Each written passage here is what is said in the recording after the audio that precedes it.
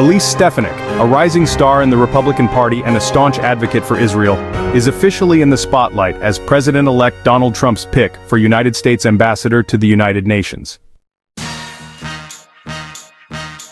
In just 2 days, Stefanik met with 10 key senators to gain support for her nomination. Among them were prominent names like Mitch McConnell, Marsha Blackburn, Tim Scott, and Susan Collins. Each meeting focused on critical issues such as standing with Israel, combating anti-Semitism, and supporting Trump's America First Peace Through Strength policies. Senate Minority Leader Mitch McConnell voiced his strong support for Stefanik, stating that the United Nations is in dire need of reform and praising her commitment to holding the organization accountable. Stefanik's nomination comes at a pivotal time. Just as her confirmation process began, the International Criminal Court issued arrest warrants for Israeli Prime Minister Benjamin Netanyahu and former Defense Minister Yoav Gallant. The charges? Allegations of war crimes and crimes against humanity. President Biden strongly condemned the ICC's move, calling it outrageous, and reiterated that there is no equivalence between Israel and Hamas. Elise Stefanik has long been a vocal supporter of Israel. She has demanded a complete reassessment of U.S. funding for the United Nations, particularly its support for the controversial UN Relief and Works Agency, or UNRWA.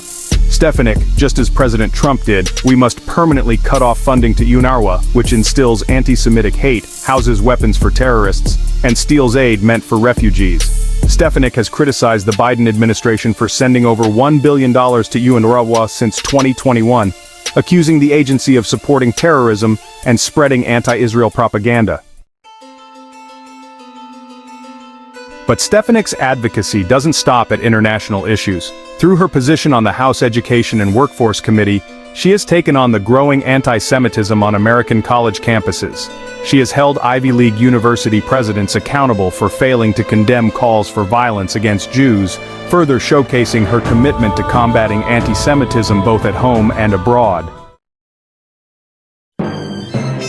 As the U.S. ambassador to the UN, Stefanik would oversee America's contributions to the organization, which currently stands at 22% of its budget.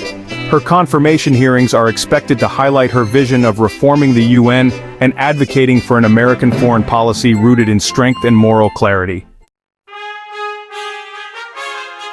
Will Elise Stefanik secure Senate approval and bring a fresh perspective to the United Nations? Let us know your thoughts in the comments below. Don't forget to like, subscribe, and hit the notification bell for more updates on global politics and U.S. foreign policy.